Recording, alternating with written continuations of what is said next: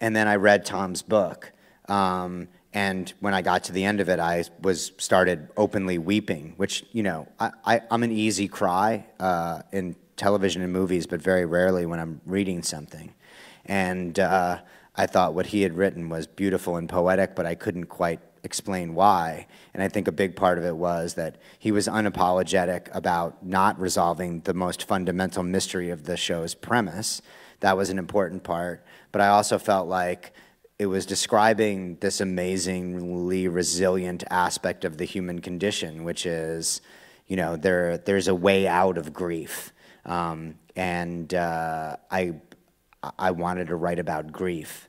And Lost didn't really, even though I was talking earlier about the fact that my dad died and I was going through that process, Lost didn't feel to me like it was a show about grief in the way that The Leftovers was.